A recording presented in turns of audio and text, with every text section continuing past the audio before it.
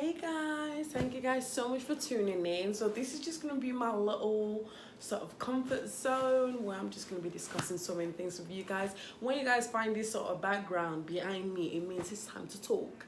We're getting serious, we're getting comfortable, we're just having a little bit of water, a little bit of tea, a little bit of coffee, a little bit of snack, and then let's dive into it.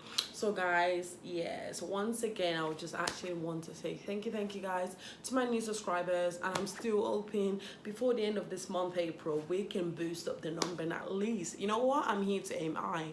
Let's get it to 100. Guys, please help, tell your ancestors, tell your father, tell your mother, tell everybody, tell them to just subscribe, please follow. As I said, I'll be discussing so many things. So yes, thank you guys. So let's just dive into it.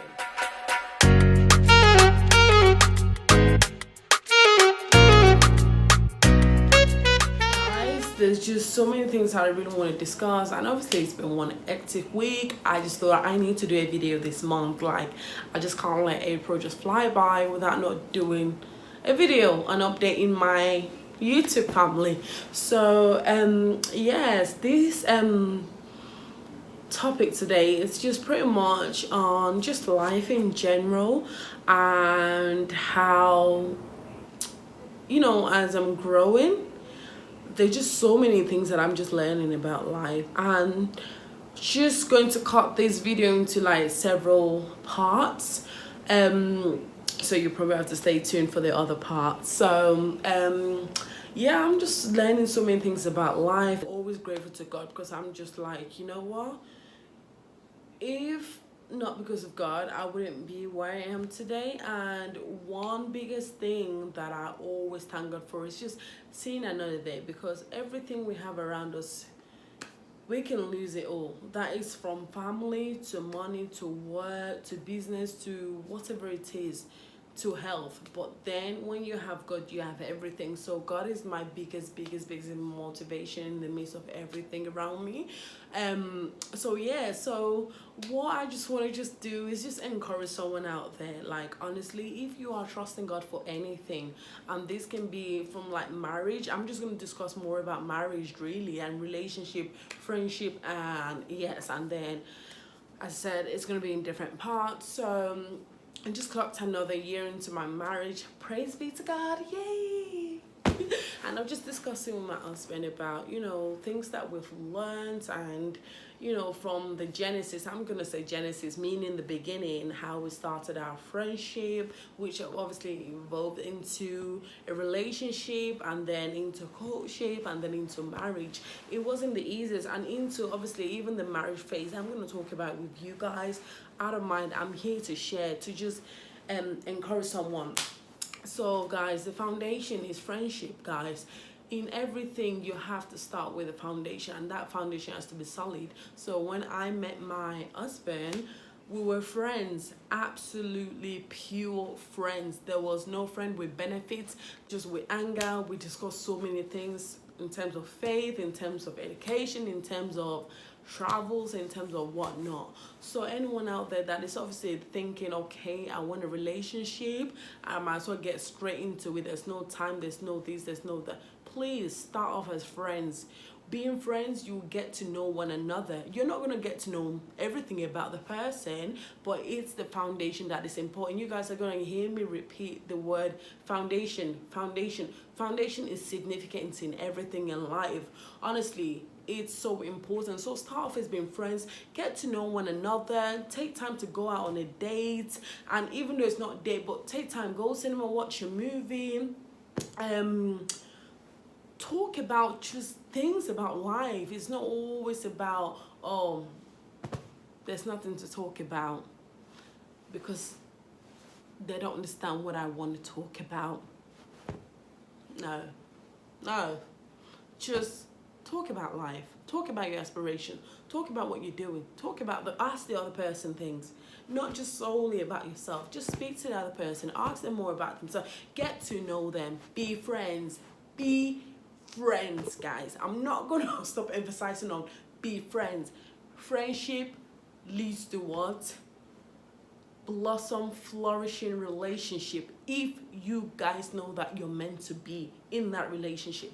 So be friends, get to know one another, go on little dates, just be genuine with your intentions, because if intentions are not clear, if intentions are not pure, then the foundation is going to break. I was going to say likely it's going to break, and then from there one can obviously start thinking about, okay, I'm liking this person, everything they're talking about seem like it kind of aligns with what I want, therefore move into relationship. When you move into relationship, get to know more about one another, talk on that personal level, don't be shy, don't hide things, talk about finances, talk about family matters, talk about what you want, talk about your aspiration, talk about things that you know that you want this person to know about you. Fine, there might be things that you want to hold back on, but make sure these things are actually voiced out, vocalized in that relationship phase. And then courtship, absolutely not a lot of people do this thing in courtship. They just tend to say, okay, after relationship is straight to marriage. Courtship, it was the biggest in the midst of friendship, in the midst of our relationship. Courtship was the biggest eye-opener, and thank God for our amazing mentor. We've had different counselor, we've had different sort of pastors. Guys, find the one for you. You have the counseling, guys, do that. And also we have a therapist. I don't know if a lot of people go through therapists. If you're black, if you're Nigerian, oh, something's happening to my light. Bring the light, bring the light, bring the light. Shoot. I don't know if a lot of people go through therapy. So guys, yes, we had our therapy session. We did therapy. Not just on counseling, we did therapy. So I will still discuss that with you guys. I have gist for you. I have gist. When I'm telling you guys, this YouTube, it's not for the faint-hearted people. You have to be bold, be courageous enough to come and watch some of these videos, because you're going to learn things, and I would like to learn from you guys as well in the comment section. So yes, we did go through therapy. So with the counseling as well, guys, you have to just have a man of God, a woman of God that can be of a mentor to you guys. In the midst of everything, I thank God for our current pastor, Apostles Solomon, amazing. Him and his wife, absolutely the best. We had our counseling. There's a lot of things I was skeptical about. There's a lot of things that I thought, okay, I was right, my husband is wrong. No. Having that counseling session literally just grinded me. I was in bits. In bits. Things that I thought I was right about. My sister, no. So having both gender, which is our apostle, and then his wife as well, both of them, you know, counseling us, discussing things, they literally just set the pace. So things that we thought we knew, and there's so many things that we learned in that counseling session. And obviously it wasn't like a day thing, it was like leading to the marriage, the wedding day. So I was so grateful that time that we had with them. I can never ever forget it. It still rings up in our mind right now. Even sometimes me and my husband were talking, and obviously we'll always remember when it comes to family, it's me and you. We are the family, because I never knew that. You know, the things that you go to school, they show you what family looks like. It's like there's always kids that have to be involved before there's a family. From my counseling, that marriage counseling, that's when I learned that a child doesn't have to be involved before you become a family. Once you are married, two become one. That's what you call family. That's it. Because when kids comes, they're going to grow and depart. It's going to be you and your partner. So therefore, you guys make yourself family. You guys are family. You guys have to be there for one another. So there's so many things that one have to do. Get yourself into counseling. Get someone that can mentor you.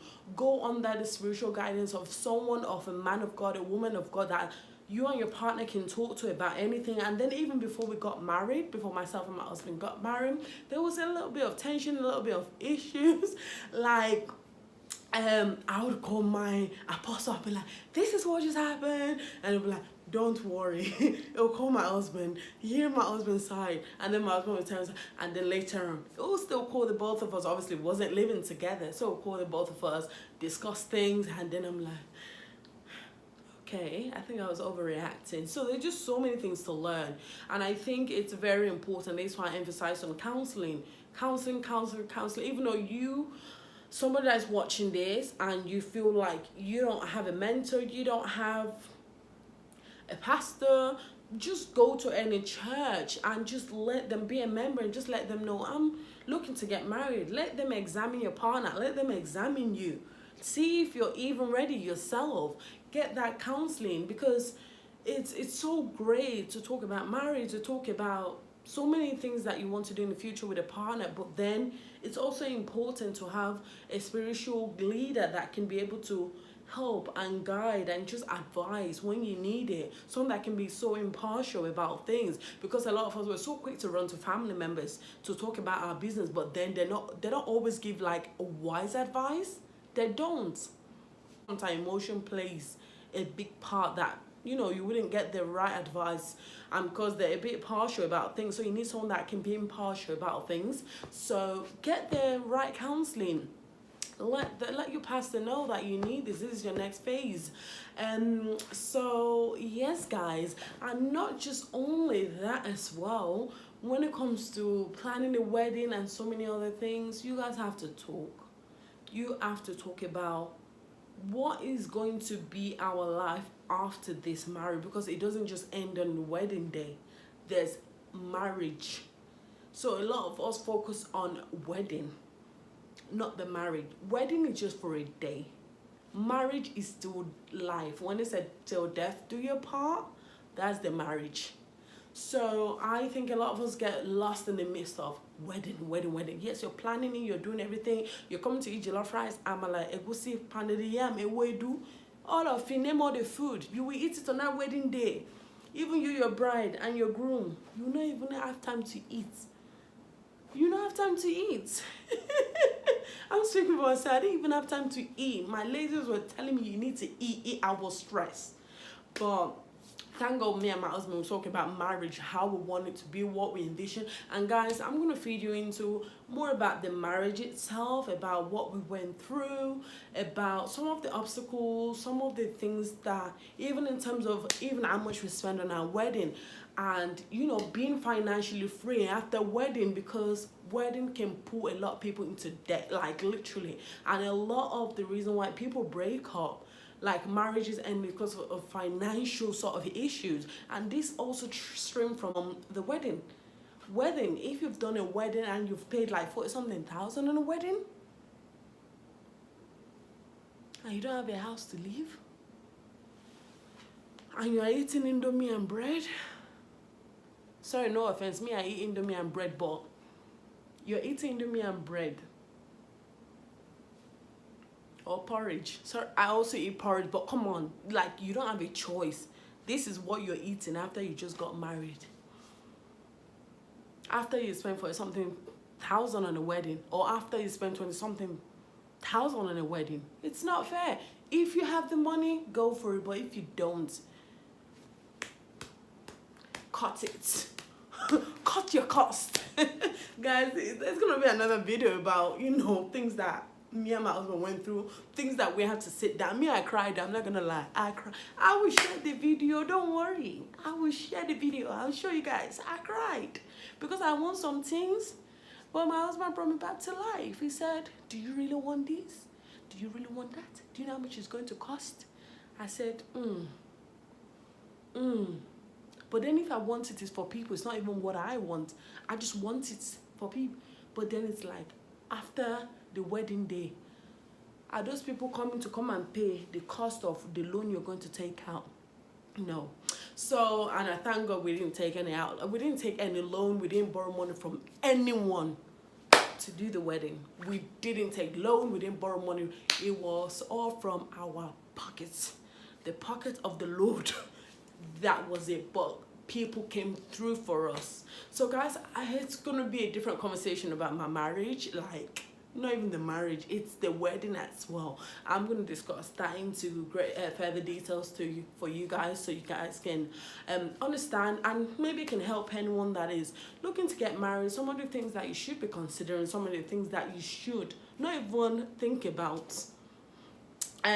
So yeah, so get the counseling, get the wedding day out of the way, but the marriage is a long lasting thing. So just to sum everything up, guys, I know I've been here and there, but as I said, friendship number one.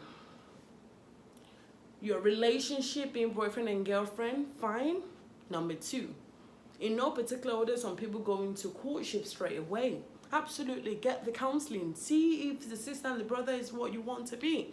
Under mentorship, under someone that you regard as a man of God, a woman of God. And then fair enough, do your marriage. So guys, just make sure you follow your step. There's foundation in things. Don't rush into something without not going through steps. Even when we go to school, you go through secondary school, you go through obviously primary school, you go to secondary school, you can go to college or sixth home if you want, whichever one, but you have to go to one or the other, and then you go to university if you want. All I'm just trying to say is that there is a foundation, there is a level to everything in life.